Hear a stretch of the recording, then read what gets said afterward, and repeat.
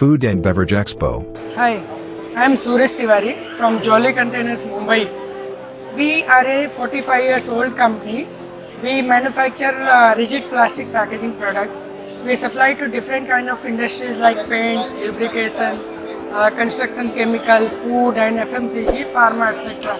We have different kind of facilities like screen printing facility, STL, heat transfer labeling, in-mold labeling, with different kind of decoration, and we supply to major company like Asian Paint, Berger, Nerolac. We have our own tool room facility where we develop customized molds for the companies, and we do PET and PPCP, PET and HDP packaging.